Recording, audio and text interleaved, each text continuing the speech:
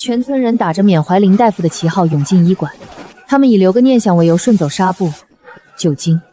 我平静地看着一切，将所有人请了出去，并关上了医馆的门。在清点遗物时，看着满匣子村民未还的成年欠调，以及父亲留下的绝笔信，我转头掏空了城里打拼5年的全部积蓄，买下了村西头那片寸草不生的戈壁碎石滩。全村人都说我撑不过3个月，就要啃沙子度日。老林啊，老林，你怎么就这么走了？咱们海丰村没了你，以后谁给我们看病啊？你这一走，可把我们坑苦了。可不是吗？上次我家小宝发烧，半夜3更敲老林的门，他二话不说就起来了。这酒精我带回去，看见他就想起老林的好。就是，老林生前最心善了，说过这些纱布棉毡随便用，放着也是浪费。我拿回去给家里备着，也算不辜负他的心意。这床看着还挺新的，抬会儿就贴个按摩正好。轻点，别弄坏了。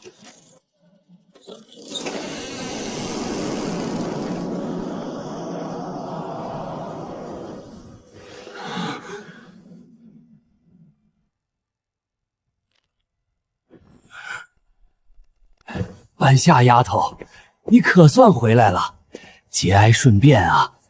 你爹走得突然，我们这些老街坊心里都难受的不行，这不都过来看看，能不能帮上什么忙？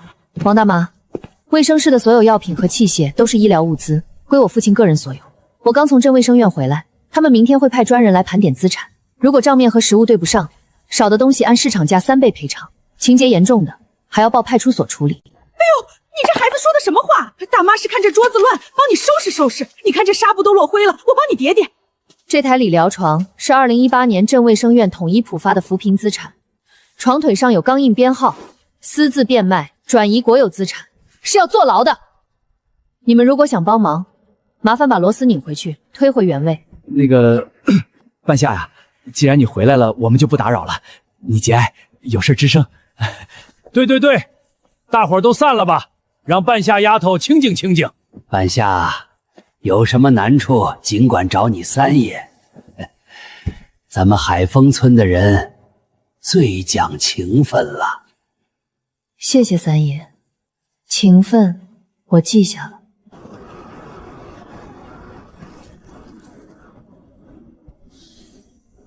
爸，这就是你用一辈子去守护的情分。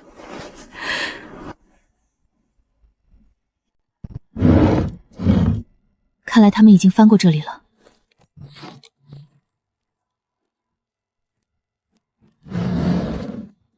这是什么？我从来没见过。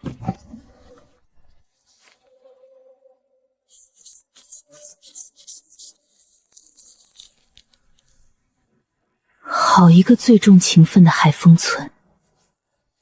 半夏，当你看到这封信的时候，我应该已经走了。匣子里的那些欠条，你一张都不要去讨，就当是我还给海丰村这辈子己的乡情。我知道你心里会怨我没给你留下什么，反而留下一堆烂摊子。但有一件事你必须听我的，用你手里所有的积蓄，明天一早就去村委，把村西头那片500亩的戈壁碎石滩买下来，一定要签70年的长包合同，1分钱都不能少给。记住，不要跟任何人提起这件事。买下它，那下面藏着我们林家最后的出路。村西头的戈壁滩，那里全是石头，连草都长不出来，白送都没人要。爸为什么要我花光所有积蓄去买它？不管那下面藏着什么，明天一早去村委。半夏，你怎么来了？老林大夫的后事都料理完了，是不是有什么难处？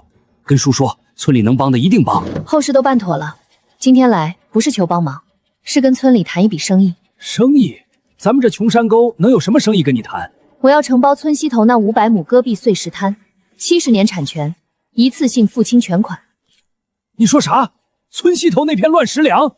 半夏，你是不是烧糊涂了？那地方除了石头就是碱土，连羊都不愿意去，荒了快100年了，你包它干啥？我自有我的用处。刘叔，你就按村里废弃荒地的最低标准给我报价就行。丫头，这可不是闹着玩的。那28万不是大风夸来的，是你爹一辈子攒的血汗钱，再加你在城里熬了5年的工资，扔在那片石头地里，连个响都听不见。刘叔，我很清醒，我知道我在做什么。按政策，极度贫瘠荒滩每亩每年8块钱，500亩70年，总共28万，没错吧？你这丫头怎么跟你爹一个倔脾气？行，价格没问题，但丑话说在前头，那地不管你种啥，赔了赚了，村里都不管。我知道，但合同里必须加3条。第一，临办下承包期内，这片地的所有开发权、使用权、收益权完全归我个人，任何单位和个人不得干涉。第二，无论地里产出什么，村委和村民不得以任何理由要求分红、摊派或者追加租金。第三，边界必须用 GPS 精准测绘，精确到米。测绘图作为合同附件，双方签字盖章。行，都依你。这些都符合国家规定。只要你不搞违法乱纪的事儿，村里绝不多嘴。5年没日没夜的加班，省吃俭用攒下的首付没了。办下字一签，可就不能反悔了。刘叔放心，白纸黑字，盈亏自负，绝不反悔。你们听说了吗？林家那丫头真的把西头那片乱石养包下来了，花了28万全款。啥？28万？他疯了吧？那破地白给我都嫌打理麻烦。就是啊，28万在镇上都能买套3居室了，拿去买石头，脑子进水了。我早就说过，这丫头在城里待久了，心高气傲，不知道天高地厚。老林大夫一辈子精明，怎么就养出这么个败家子儿？我把话撂在这儿，不出3个月，他就得哭着喊着把地退给村里，到时候那28万可就全打了水漂喽。来了，哟，这不是咱们海丰村的大地主林大小姐吗？这是要去你的聚宝盆里视察呀。三爷消息真灵通。那可不，全村谁不知道你干了件大事儿啊？半夏，听三爷一句劝，现在反悔还来得及，跟刘村长说说，把钱要回来，别到时候亏得底朝天，连饭都吃不上。三爷的好意我心领了，不过合同已经签了，公章也盖了，上面写的清清楚楚，自负自非，所以以后我地里不管长出什么，挖出什么，都跟各位没关系。到时候还请各位记住今天说的话，别来沾边。呸！不知好歹的东西，我倒要看看你能在那石头地里种出金子来。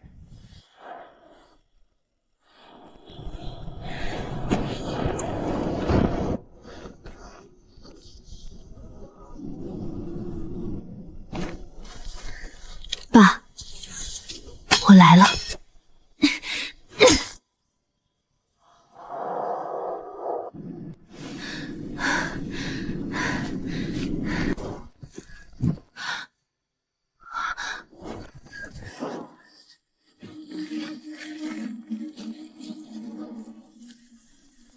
这就是父亲说的林家最后的出路。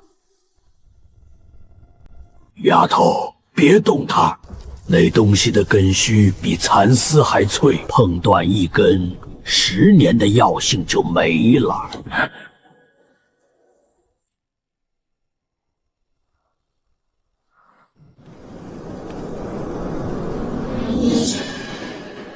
谁？警觉性不错，比你那个心善到傻的爹强多了。你认识我父亲？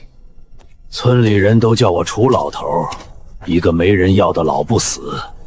你爹活着的时候没少跟我念叨你，说你在城里出息了，是个做大事的料。我家半夏呀，脑子活，做事稳，比我强多了。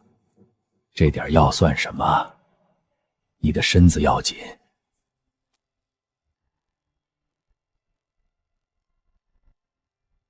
楚老深夜来这片荒无人烟的戈壁，总不会是专门来夸我的吧？我来看看老林守了一辈子的宝贝，有没有被你这个毛丫头给毁了？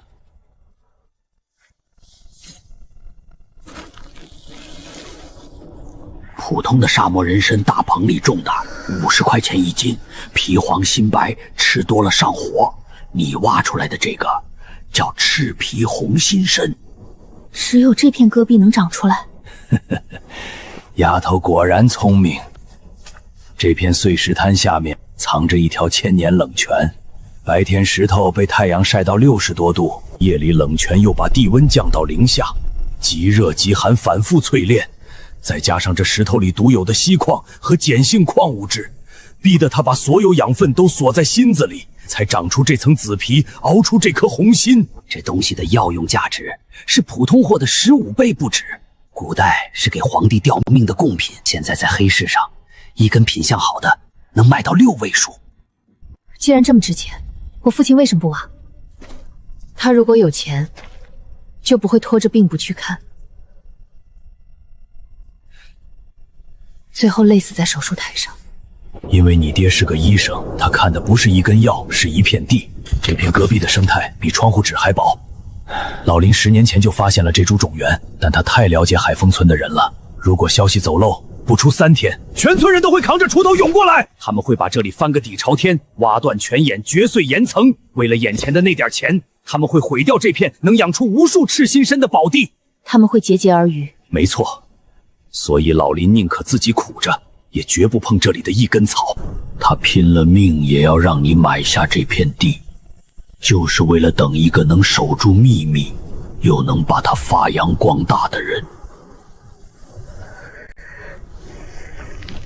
所以我来了，我买下了这片地70年的产权，现在这里是我的私人领地，谁敢动一草土，我就告到他倾家荡产。丫头，有你爹的人心，比你爹的骨头硬，但光有地和狠劲儿还不够。这东西金贵得很，一出土见风见光，只要处理错一步，3天之内药效全失，就变成一根烂木头。没有我楚家的古法9蒸9晒，你这满地的黄金就是一堆没用的石头。楚老，我们合作。怎么个合作法？我负责所有前期投入，建围栏、拉水电、装最先进的滴灌系统。我会雇专业的安保团队，24小时巡逻，绝不让闲杂人等靠近。销售渠道我来打通。我在药企干了5年，认识全国最顶级的药材商。那我呢？您是技术总负责人，所有的种植、养护、炮制全听您的。您带徒弟传手艺，我给您开最高的工资。利润怎么分？扣除所有成本，净利润3-7分，我7，您3。老头子握着核心技术，你才给我3成。您有技术，但您没有钱，没有地，没有能力对抗村里的地痞流氓，也卖不出最高的价钱。3成利润，足够您在镇上买套房子，安享晚年。而且，我会在合同里写明，只要您在世，技术总监的位置永远是您的。这是最公平的交易。好一个公平的交易！老林大夫果然没看错人。成交！明天早上8点，第一批滴灌设备会运到镇上。我已经联系好了施工队，3天之内完成第1块试验田的铺设。你还没挖到药，就把设备都定好了？从我签下土地合同的那一刻起，我就没有给自己留退路。楚老，从明天开始，我们就在这石头地里种出黄金。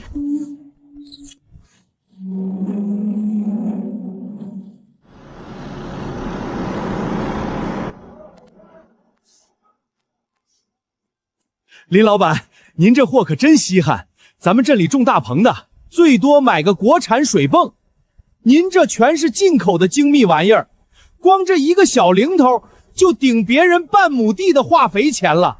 东西没错，麻烦安排2辆带防滑套的轻型货车，上午10点前必须全部运到海丰村西头戈壁滩。海丰村西头，那路可难走了，全是碎石子，坑坑洼洼的，颠坏了东西我们可赔不起啊。加3倍运费，每台设备都贴了易碎标签，让工人轻拿轻放。只要安全送到，额外再给每人200块辛苦费。您放心，我亲自押车，保证一根管子都不碰坏。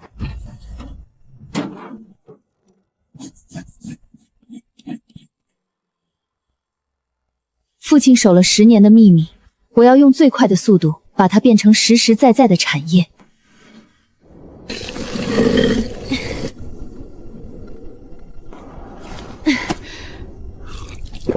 楚老 ，A 区和 B 区的主管道都铺完了。地头锯按您说的50厘米设置，流量调到了每小时2升，刚好只适时根系周围的土壤。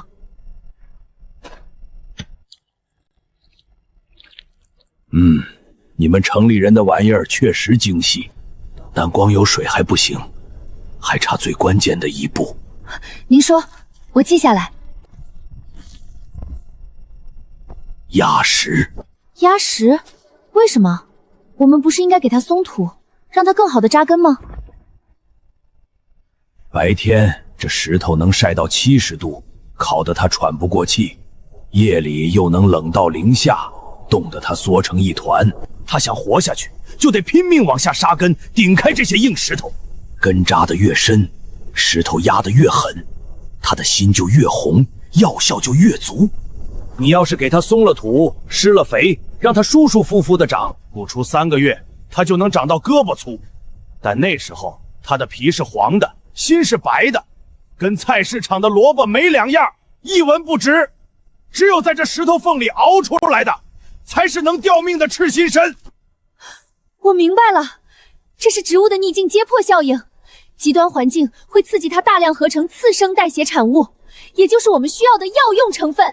哼，什么效应不效应的，这是老祖宗传下来的道理，叫烈火炼真金，顽石逼灵药。您说的对，现代科技给它保命，古法智慧给它铸魂。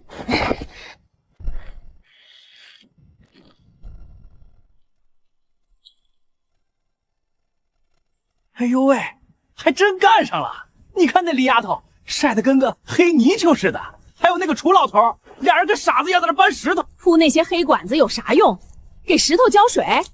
我活了60多岁，还是头一回见这么荒唐的事儿。28万啊，就这么打水漂了。老林大夫要是泉下有知，非得气活过来不可。这叫什么？这叫城里人的高科技农业。哼哼。人家看不起咱们种庄稼的，非要在石头地里种出金子来。我看啊，等他把钱造完了，就得哭着喊着回城里打工去。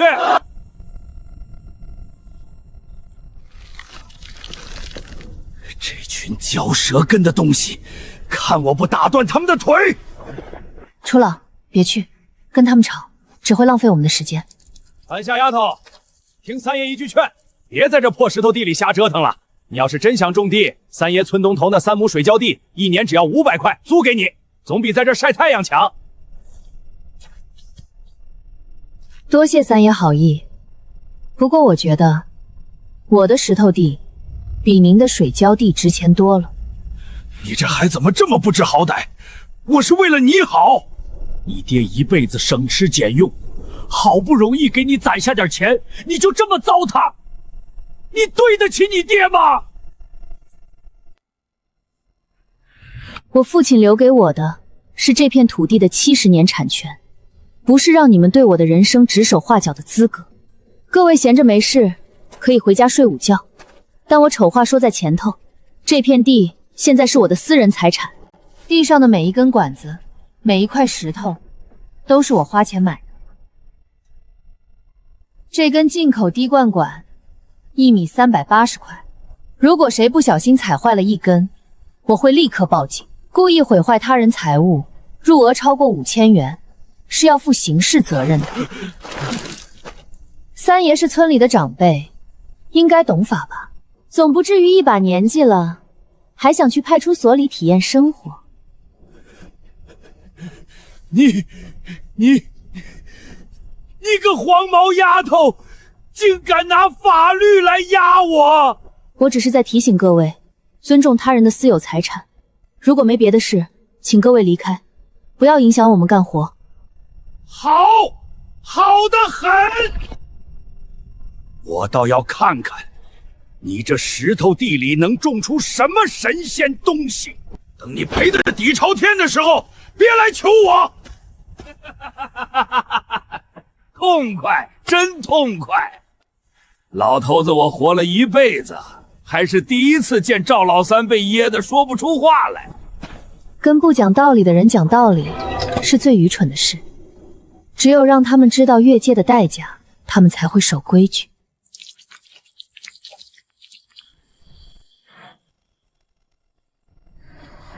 让他们笑吧，最多3个月，我会让整个海丰村都知道，什么叫做点石成金。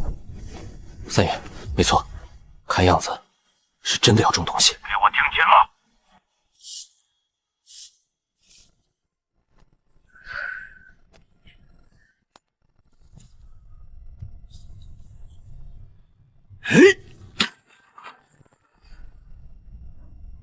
成了，真成了！夏天40多度的毒日头没晒死它，这头一场双旧冻也没冻垮它，药气全憋在根里了。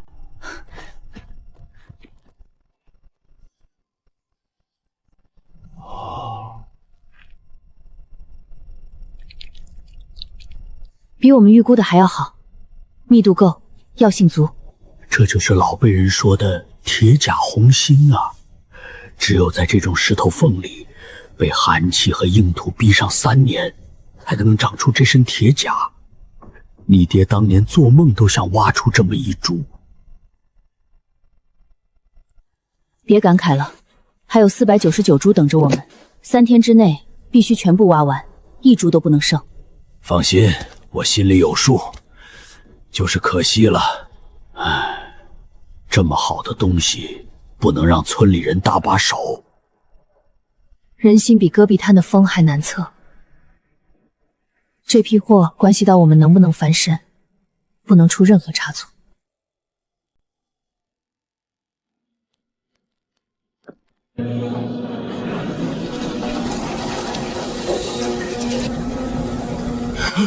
坏了，丫头，你快来看！我就知道会这样，这东西太娇贵了，离了那块石头地，见风见光就跑药性。再这么放着，不出3天，这些几百万的宝贝就全变成一堆烂柴火。古法9蒸9晒，最快需要多久？最快也得半个月，老祖宗的规矩不能破。第一蒸得用松木文火蒸透，然后必须在正午的毒日头下暴晒6个时辰，夜里还要收回来吸露水，9次循环，1次都不能少。不行，现在是初冬，日照时间短，紫外线强度不够，而且天气预报说后天有雪，半个月我们等不起。那能怎么办？这是老祖宗传了几百年的法子。以前我采到好药，10次有8次都毁在天气上，难不成我们眼睁睁看着这么多心血白费？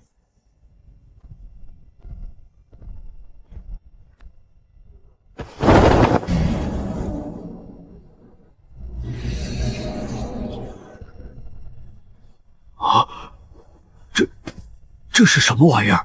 你什么时候弄来的？食品级全自动投控蒸烤恒温箱，带真空蒸汽循环、紫外线模拟脱水和精准控温控湿功能。我半个月前就订好了，昨天刚运到。天气会骗人，但数据不会。楚老，把你脑子里那些温火、毒日头、露水全部翻译成精确的温度、湿度和时间。不行不行，这绝对不行！老祖宗的手艺哪能靠这些铁疙瘩？火候差1丝，药性就差千里。这可是几百万的货，蒸坏了我们哭都没地方哭。手工操作的容错率是多少？您自己说，10次能成几次？这台机器的控温精度是比大0.1摄氏度，湿度误差不超过1%，它不会累，不会走神，不会因为手抖而烧过火。第一征，你要什么感觉？第一征要大火猛攻，蒸汽要足，要把药气逼出来，但绝对不能把表皮烫破。温度比开水再烫一点，时间2个时辰。105摄氏度，微压饱和蒸汽4小时。第一晒呢？晒到表皮发皱，摸上去像老树皮，但里面的肉质还是软的。风要干，日头要毒，不能有一点潮气。相对湿度15%，紫外线强度调至夏季正午水平，热风循环45摄氏度。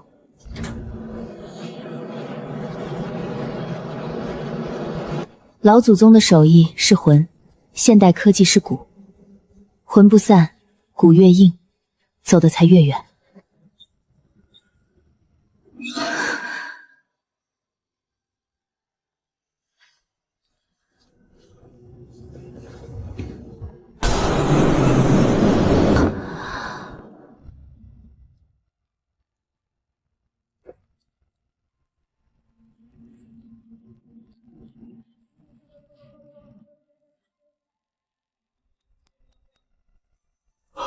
成了，真的成了。4天，只用了4天。铁皮，这是最顶级的铁皮沙漠人参，我活了一辈子，只在我师傅那里见过一次。药效1分都没散，全部锁死了。丫头，你这铁疙瘩把老祖宗的手艺给救活了。是我们一起救活的，没有您的经验，再好的机器也没用。现在把它们全部打包，每根单独包装，抽真空，贴好标签。丫头，这批货成色这么好，你打算卖给谁？镇上的孙大强要是知道了，肯定会出高价来收。他平时收普通货都几10块1斤，这种极品，他还不得抢破头？孙大强，他还不够格。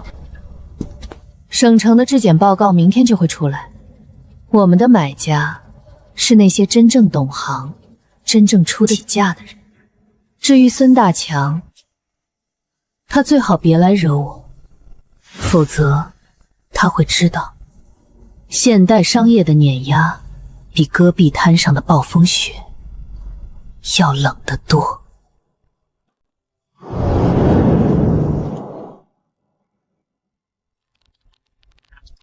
孙老板，您再抬抬价吧。这30斤人参是我和我老伴在沙地里刨了3个月才挖出来的，15块1斤，真的连买化肥和水的本钱都不够啊！上个月您还说30块收的。哼，老叔，行情变了吗？你看看你这货，皮黄心白，跟糠萝卜似的，一切片全是渣。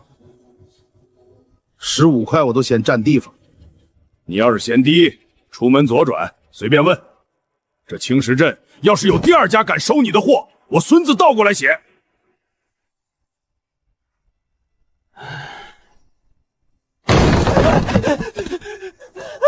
强哥，强哥，出大事了！天大的事儿！慌什么慌？天塌了不成？就是海丰村林怀仁那个闺女林半夏，在村西头那片烂石头地里种出宝贝了。昨天后半夜，那药香飘的半拉镇子都能闻见。药香？种石头能有什么药香？我今天早上特意绕过去看了，我的妈呀！那沙漠人参全是紫黑色的，跟铁块似的。我干这行10年了，从来没见过那种成色，更没闻过那么冲的药气，而且量绝对不小，我估摸着少说有几百斤。紫黑色，几百斤。哼哼，林怀仁这老东西，活着的时候装清高，死了倒给闺女留了这么大一块肥肉。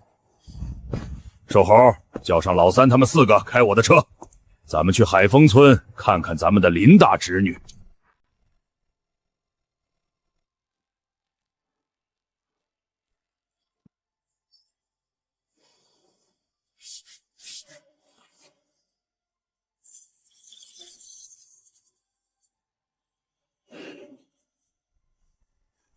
怎么样？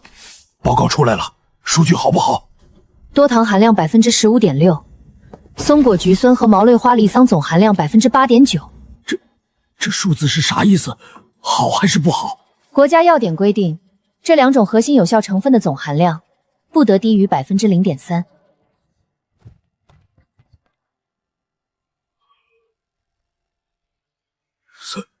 30倍。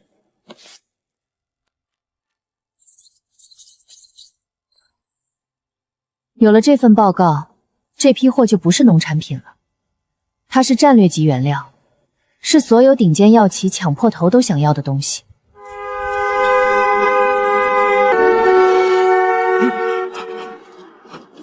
是孙大强，他果然来了。意料之中，他要是不来才奇怪。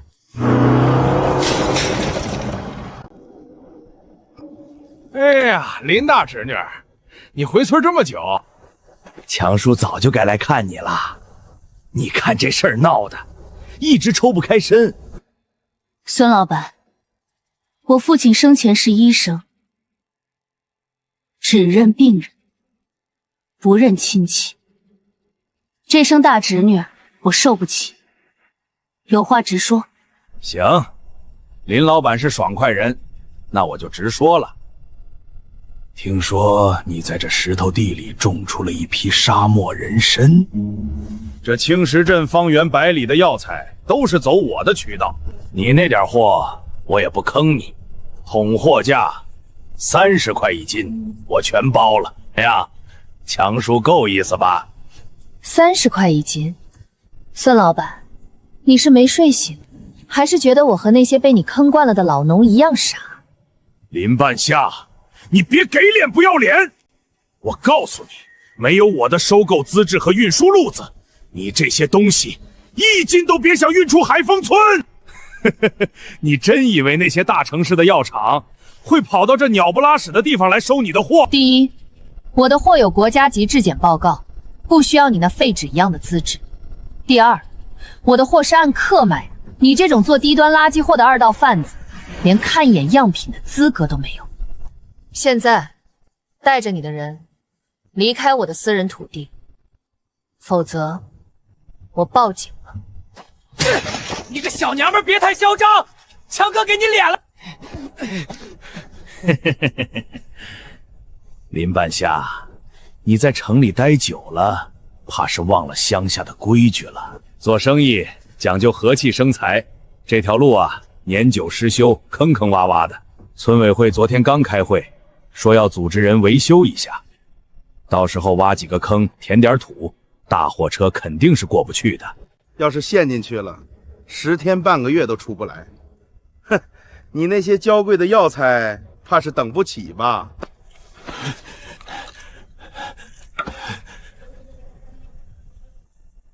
孙大强，你就这点本事，用这种下三滥的手段威胁人？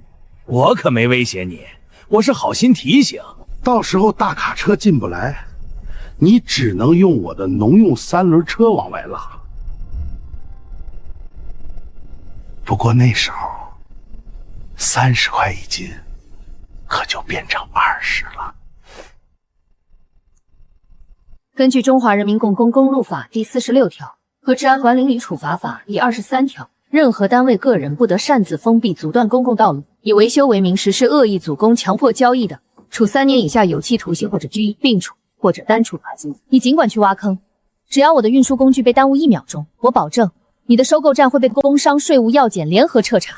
你这些年压榨农户赚的每一分黑心钱都会被追缴，而且我会以涉嫌强迫交易罪和涉黑恶势力举报你。你可以试试，是的关系硬，还是国家的法律硬？你少吓唬我！我可是遵纪守法的生意人。哼，既然守法，就滚。好，林半夏，你有种！我不拦你的路，哪个不长眼的敢来收你的货？我们走。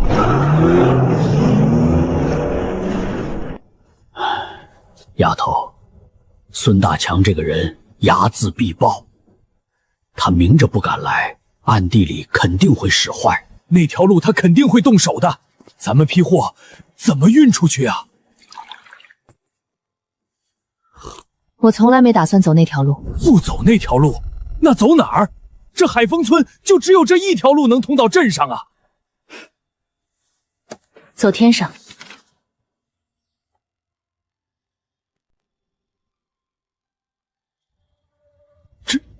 直升机。楚老，把所有密码箱都搬到外面的空地上。明天上午10点，华鼎集团的直升机会在这里降落。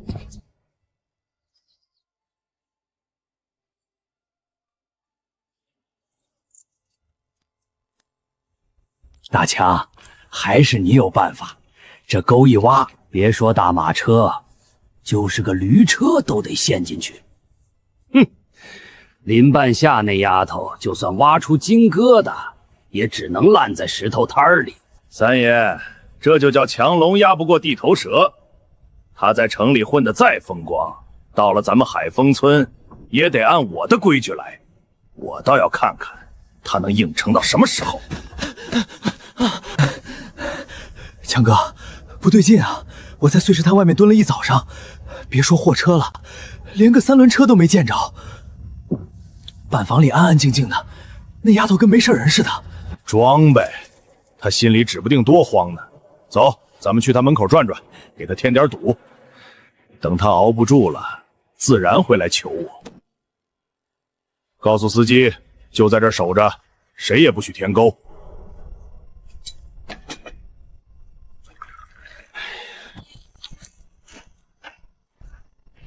丫头，你怎么还坐得住啊？我刚才绕到土坡上看了，孙大强真把路挖断了，那够深的能埋人。咱们这几百斤宝贝，难不成真要长翅膀飞出去？楚老，坐，急也没用，喝杯茶，再等10分钟。10分钟，10分钟，孙大锤就能把沟再挖深半米。林大侄女，好雅兴啊！这是知道货卖不出去，提前过上退休生活了。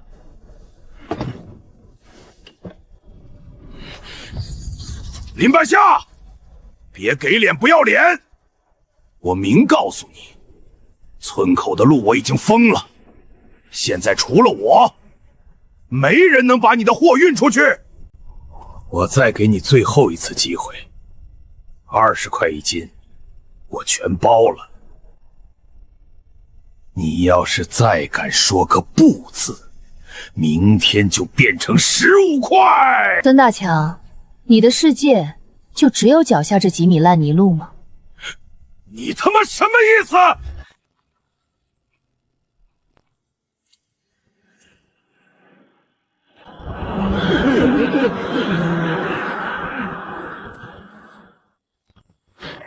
华鼎07号，这里是赤羽基地。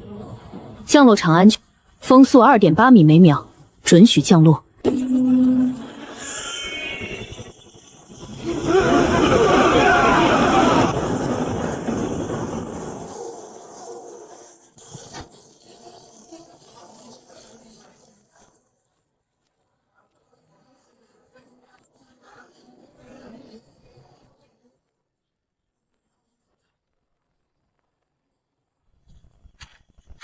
林总好，我是华鼎医药采购部总监秦泽。陈总特意吩咐我，一定要亲自来接这批货。秦总监辛苦了，货已经全部备好，在恒温箱里。林总太客气了，您那份质检报告在我们集团内部都炸开锅了。首席研发官说，如果数据属实，这将是我们心脑血管产品线近10年来最大的突破。秦总，您好，您好。我是青石镇药材收购站的孙大强，我也有沙漠人参，比他的还好，价格还便宜，只要500块1斤，不，300就行。无关人员禁止进入警别区。林总，我们先验货吧。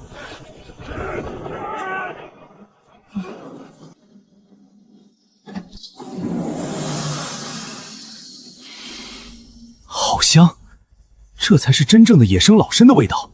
哼，大棚里种的那些跟这个比起来就是白开水。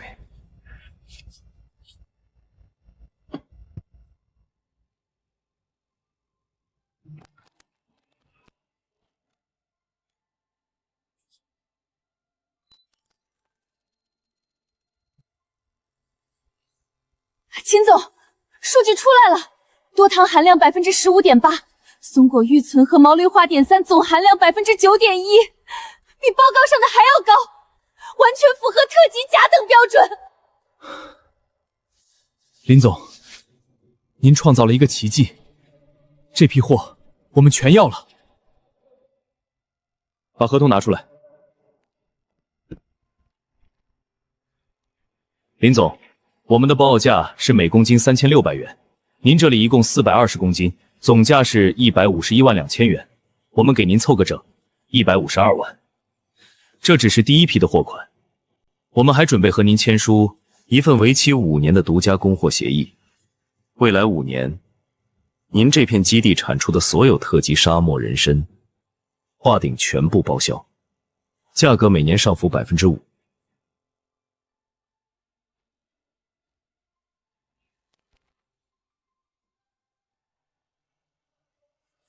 合同没问题。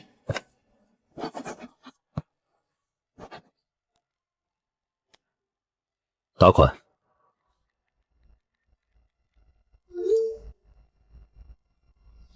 款已到账，楚老，帮秦总监的人搬货。秦总，我真的能供货，价格还能再谈。这位先生，我想你搞错了，我们和林总签署的是独家标性合同。从现在起，这片基地产出的每一株药材，在法律上都属于华鼎集团。这是我的名片，如果您或您的同伙未来以任何方式干扰林总的生产经营，包括但不限于阻断交通、恶意破坏、散布谣言，华鼎集团法务部将对您提起诉讼。我们有300名全职律师，会陪您打到底。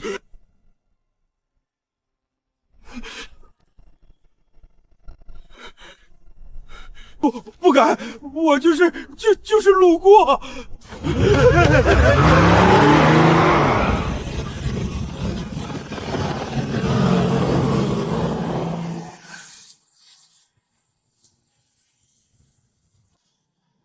152万，他真的在石头地里挖出金山了。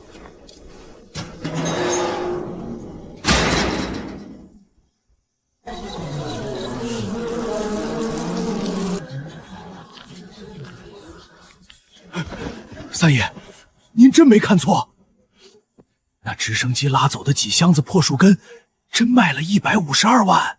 我家5亩玉米地种10年也赚不了这么多呀！我亲眼看着人家财务在平板上点了几下，那丫头手机就响了。华鼎集团的大老板能骗咱们？哎呦喂，这死丫头命怎么这么好？那片石头地当年白给都没人要，凭啥他林半夏捡了这么大一个漏？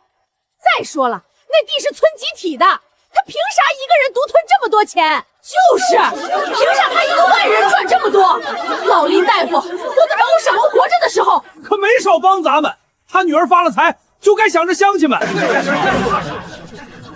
硬抢肯定不行，犯法。孙大强就是例子。但咱们不偷不抢，咱们跟他讲道理。他林半夏再能，也是林怀仁的闺女。他爹在村里当了一辈子老好人，欠了咱们多少人情。明天一早，村里60岁以上的老人都带上马扎，跟我去碎石滩。谁也不许闹事儿，谁也不许骂人。咱们就坐在他门口，跟他聊聊他爹当年的恩情。我倒要看看，面对全村的长辈，他那张冷脸还能不能绷得住。他要是敢不掏钱，咱们就坐死在那儿，让他以后在村里抬不起头。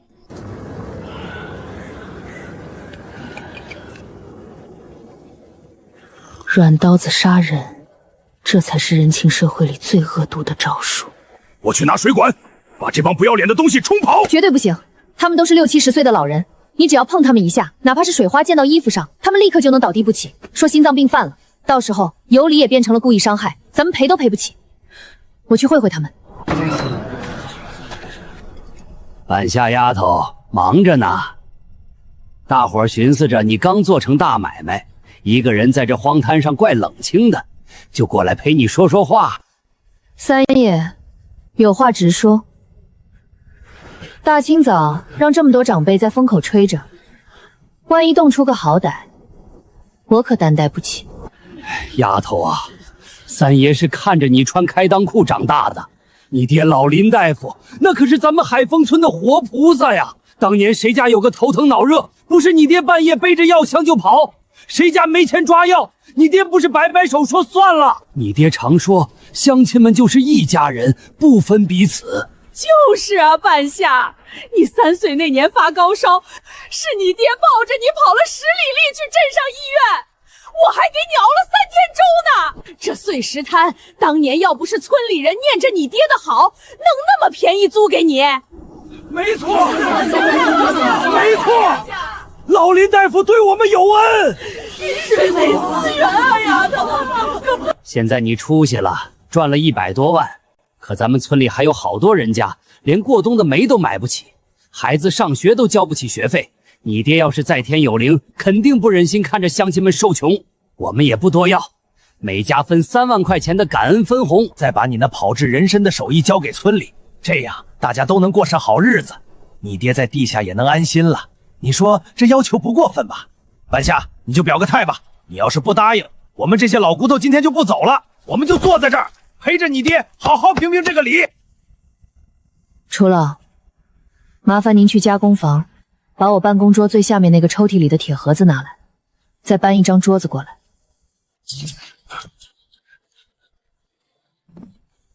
三爷，您刚才说我父亲对全村人有恩，对吧？那当然，全村人都记着他的好。好，那我们今天就好好算一算这笔恩情账。2008年11月17日，赵福海长子赵小虎急性闪尾炎，送县医院急救，因无钱缴费，由林怀仁垫付手术费、医药费共计人民币8000元整，承诺3年内还清。借款人赵福海。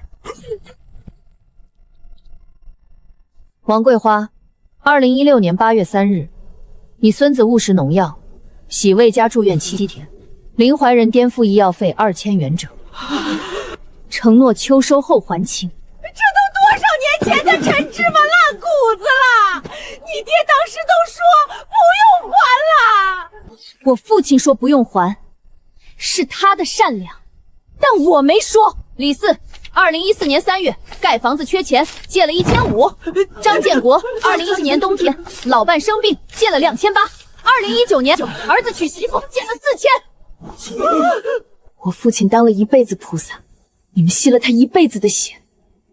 他省吃俭用，把所有钱都借给了你们，最后自己得了肺癌，连3万块的化疗费都拿不出来，只能躺在那个破医馆里，疼得整夜的叫。你们现在跟我谈恩情，跟我谈分红，好啊，父债女还，天经地义。赵三爷，本金8000，按国家同期银行贷款最低基准率计算，15年复利，本息合计16400元。现金还是转账？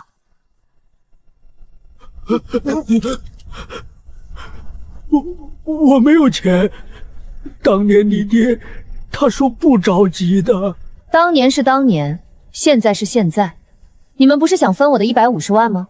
可以，谁先把欠我家的钱连本带利还清了，谁再来跟我谈分红。今天太阳落山之前，我看不到钱打进我的账户。明天一早，我的律师会带着这些欠条挨个去县法院申请强制执行，到时候法院会依法采取强制执行措施，冻结的是你们儿女的银行卡，查封的是你们家里的房子和地，你们自己掂量着办。哎呀，我家锅里还炖着粥呢，我得赶紧回去。对，如家羊还在山上呢。我该放学了，我得去接他。三爷，您还不走，是打算现在就结账吗？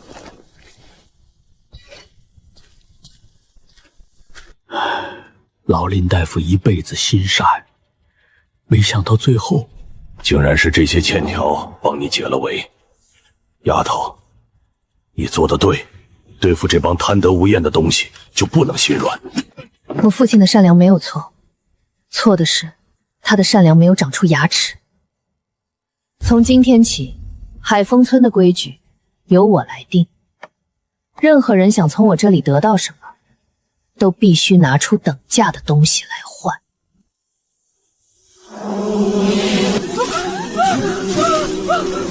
完了，1年的收获全没了，这日子可怎么过啊？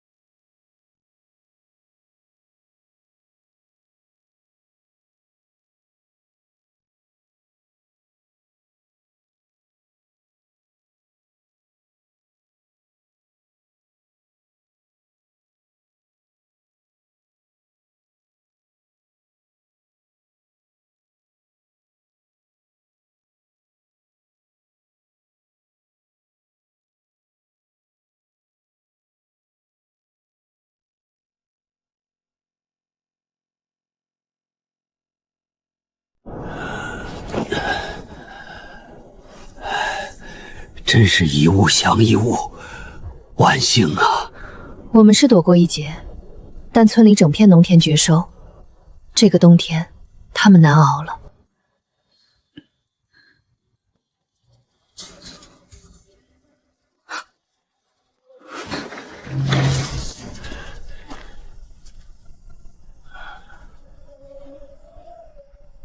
半夏丫头，这么晚了，打扰你休息了。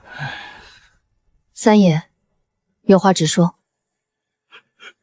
村里的地全被蝗虫毁了，颗粒无收，大家伙手里1分余钱都没有，眼下买米度日都难，更别说过冬的煤、孩子的学费，我们实在是走投无路了。半夏，以前是我们糊涂，贪心闹事，对不住你。如今是真过不下去了，求你拉一把。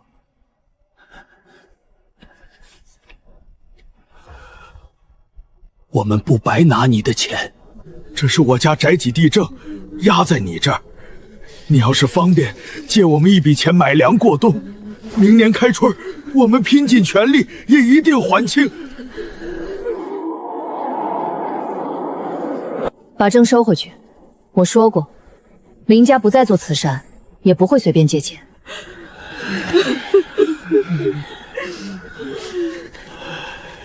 也是我们痴心妄想。走吧，大伙儿，别在这儿碍眼了。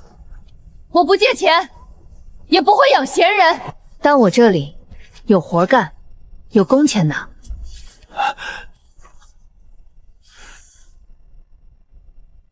劳务合同，这是招工。开春我要扩建300亩2期种植基地，戈壁风沙凶猛，需要沿基地边界垒一道2米高、5公里长的原石防风墙，机械无法进场，全部依靠人工采石搬运。计制结算，每契合格1立方米石墙，工钱200元。当日结清，绝不拖欠。先看清条款，这是等价劳动，不是救济。第一，严格考勤，迟到早退按规矩扣薪，干多少活拿多少钱，没有大锅饭。第二，石墙出造有标准，验收不合格必须推倒重锄，不计酬劳。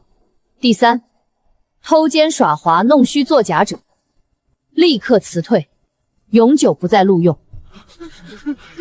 我干，只要能挣钱养家，再重的活我也扛得住。我年纪大了，搬不动大石头，家里老伴儿也离不开人，能不能给我找点轻活？现场遍地蝗虫，我大量收购死虫，蝗虫可发酵制成有机肥，新鲜死虫2块钱1斤，有多少收多少。我捡，我带着孙子一起捡，谢谢你，半夏。丫头，你这是救了全村人的命，我们都记在心里。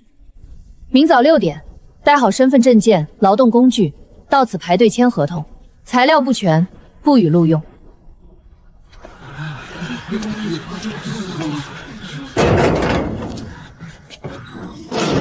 你账上有足额资金，直接每家补贴几千块，人人都会念你的好。何苦让他们风吹日晒搬石头捡虫子？外人知道了，还会说你心狠。无常的接济只会养出懒汉与贪念。今天白拿了钱，明天就会想着再来索取。我父亲一辈子善心帮扶，最后换来的是什么？我不想重蹈覆辙，靠汗水换来的收入，他们才会懂得珍惜、敬畏规则。我不是来当救世主的，我要在这片土地上建起一套人人遵守的契约秩序。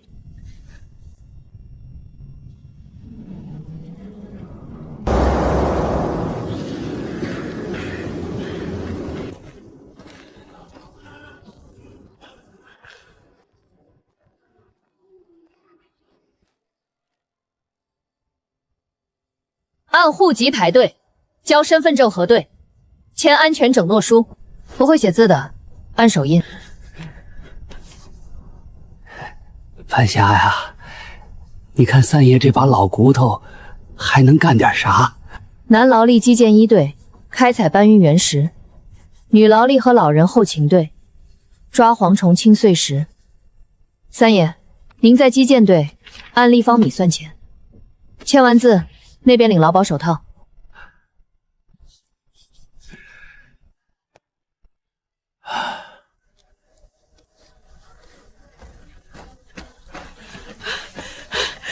谢谢半夏，谢谢半夏老板。不准鞠躬，这里是工地，不是祠堂。只要你的蝗虫够称，我1分钱都不会少你的。去干活。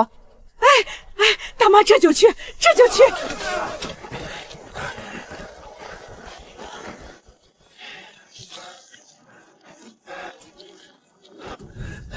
三爷，这活儿真不是人干的，太沉了。沉也得搬。你想看着你家小宝冬天没棉袄穿？闭上嘴，留点力气。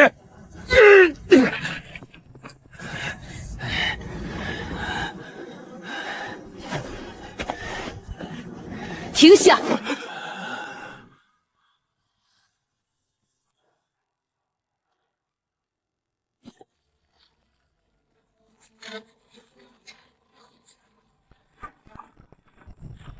哎，你这丫头怎么给推了？这可是我们搬了一上午才对好的。合同第3条，质量不达标，推倒重来。你用碎石填缝，承重力连3级风都扛不住。海丰村冬天的风力是8级，这种墙一阵大风就垮。压坏了我的药材，你拿什么赔？拿你孙子的命吗？那也不用全推了呀，这半米怎么着也能算10几块钱。在我的工地上，没有凑合这2个字。这0.5立方米验收不合格，工钱清零。想拿钱，就把底座的每一块石头都严丝合缝的咬死。再有下一次偷工减料，你立刻滚出工地。思儿，别废话了，人家出钱买咱们的力气，就得按人家的规矩来。重启。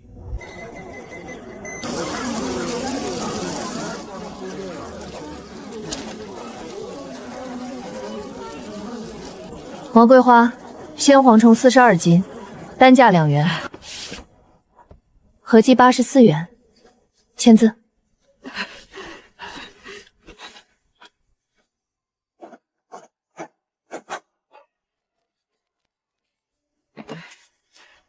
半夏，这钱真好挣啊！大妈，下午再多抓点，抓满3大袋。只要合格，多少我都收。下一位。8点。赵福海、李建国一组，今日验收合格方量2.5立方米，单价200，合计500元，每人250。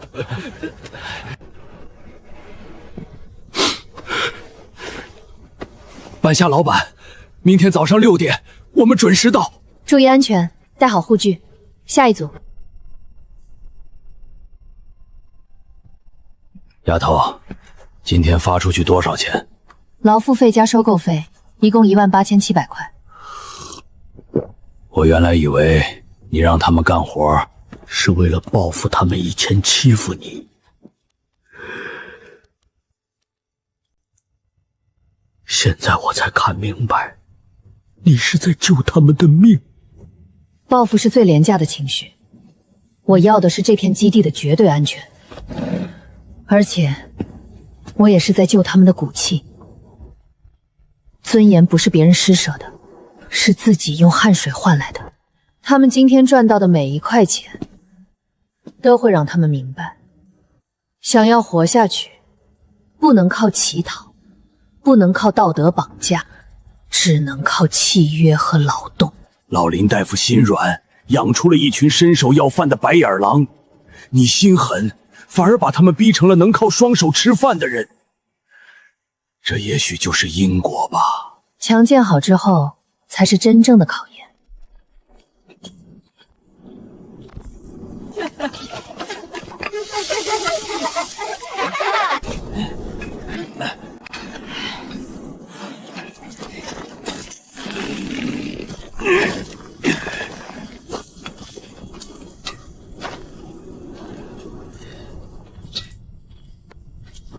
半夏老板，强气完了，咱们海丰村的人没给你丢脸。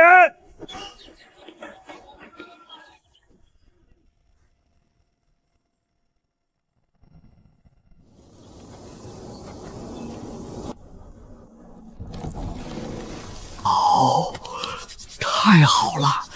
你看这牙室，这批种源的成活率绝对能到95%以上。多亏了这堵墙啊！不仅挡住了冬天的白毛风，还把低温保住了。要是搁以前，这种苗早就被风沙打光了。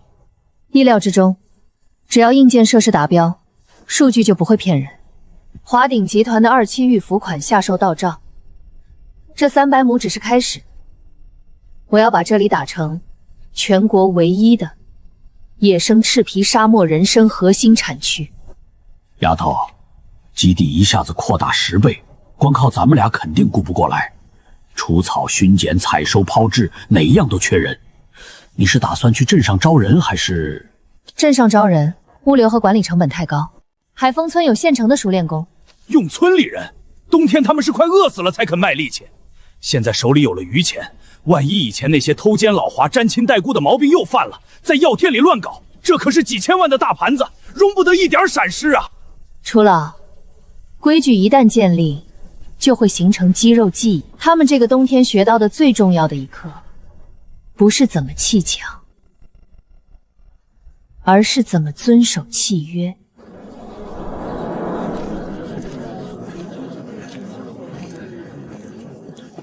三爷，您的大棚的贷款还清了？全清了，1分钱都不欠。我还给我家小宝报了镇上的电脑班，让他学学新知识。你呢？我也清了，昨天刚把去年欠化肥站的钱结了，无债一身轻啊！活了大半辈子，从来没这么踏实过。唉，灾年总算是熬过去了，可半夏老板那边的墙也砌完了，咱们以后去哪儿找这么好的活儿啊？钱给的痛快，还不拖欠。王桂花，你这叫什么话？人家半夏老板冬天给咱们一口饭吃，那是情分。怎么，你还指望人家养你一辈子？三爷，我不是那个意思，我是说，半夏老板那里规矩虽然严，但干着心里踏实啊，不像以前给别人干活，干到年底还拿不到钱。是啊，以前咱们都觉得老林大夫心善，是咱们村的活菩萨，可菩萨只能救一时的急，救不了咱们的穷根。半夏丫头心硬，规矩像铁一样冷，但她用这铁一样的规矩，硬生生把咱们这群等着天上掉馅饼的人，逼成了能靠双手挺直腰板站着的人。老林大夫救了咱们的命，半夏是救了咱们海丰村的骨气。全体村民请注意！全体村民请注意！林半夏老板要在咱们村成立海丰赤玉沙漠人生专业合作社。下午2点，在村西头基地大门外进行首批合同工公开招募，名额有限，想报名的带上身份证，准时集合。招工了！半夏老板又招工了，还是长期工！都愣着干什么？回家拿身份证！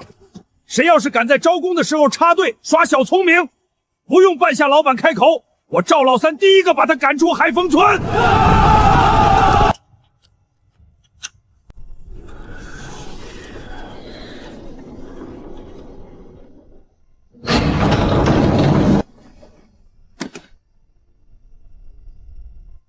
各位乡亲，下午好。我长话短说，300亩2期基地正式启动。今天我在此成立海丰赤玉专业合作社，但我要先说明白，这跟你们以前理解的村办企业完全不是一回事。合作社不搞大锅饭，不按户口分红，在这里只有一种身份：契约合同工。第一，本次招募分为种植养护队和初级跑制队，所有人必须经过面试和健康体检，传染病患者一律不录用。第二，实行纯计件加绩效考核制，干得越多，合格率越高，拿的钱就越多，上不封顶。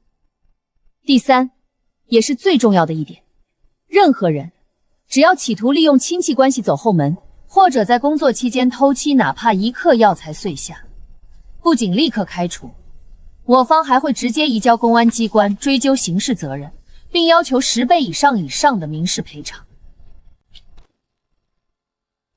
在我的合作社里，不看辈分，不看人情，只看能力和规矩。能接受这些条款的，现在排队上前审核资质。真的，我真的能进。签合同，但如果再犯，永不录用。我保证，我要是再偷懒耍狼，我自己滚出海丰村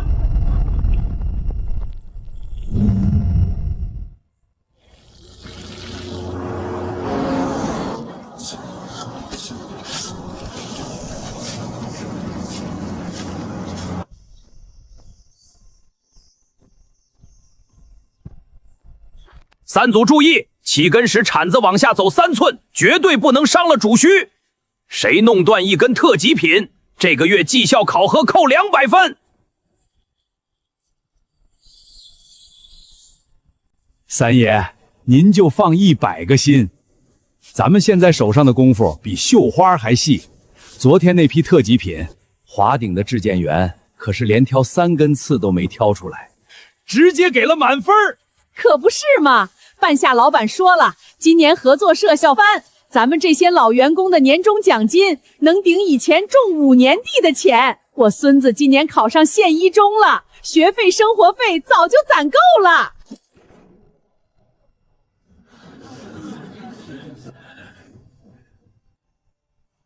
乡亲们，3年前咱们海丰村还是个看天吃饭、穷得叮当响的穷村子，一场蝗灾差点让全村人都活不下去。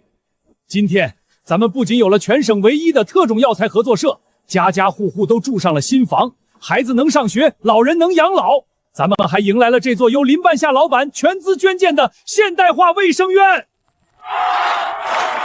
半夏老板不仅盖了楼，还高薪从城里请来了2位全科主医医员和3名专业护士常驻。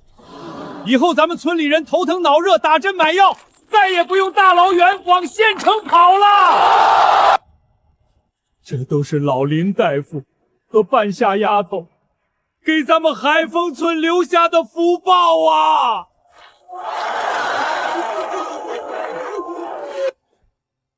这家卫生院用我父亲的名字命名，他一生行医救人无数，在他眼里，病人没有高低贵贱，只要有需要，他都会伸出援手。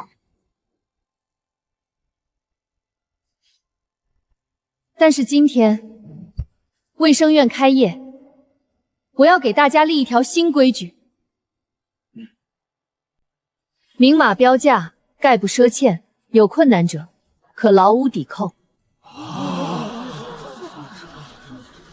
我父亲是个心软的菩萨，他宁可自己饿着肚子，也要给看不起病的人免单。结果呢，他走的时候，抽屉里只有一沓永远要不回来的欠条。而这个村子也没有因为他的无私奉献变得富裕，反而滋生了理所当然的索取和懒惰。所以林怀仁卫生院绝不做施舍的慈善。这里的每一粒药、每一次诊断、每一针输液都有明确的标价，概不赊欠。这是契约的底线，也是对所有劳动者的尊重。如果谁家里真的遇到了天灾人祸，一时拿不出看病的钱，没关系，合作社永远有岗位，基地永远有杂草要除，有药材要收。你可以用你的劳动来抵扣你的医药费，用汗水换来的健康，你们拿着踏实靠双手挣来的尊严，才配得上海丰村这3个字。我不做救世主，我只要你们做挺直腰板的人，听明白了吗？老林大夫，你看到了吗？你闺女用最狠的规矩替你守住了最真的人心啊！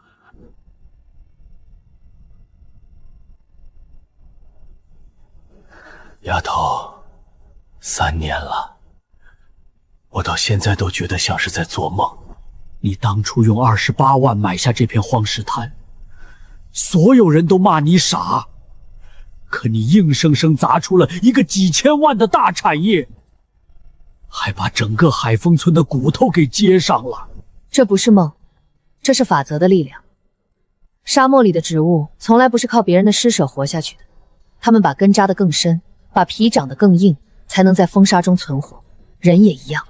那你接下来有什么打算？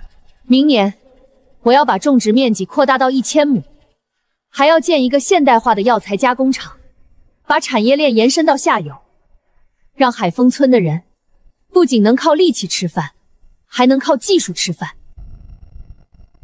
我要让更多人知道，在这片曾经贫瘠的戈壁滩上，只要有规矩，有汗水，就没有种不出的希望。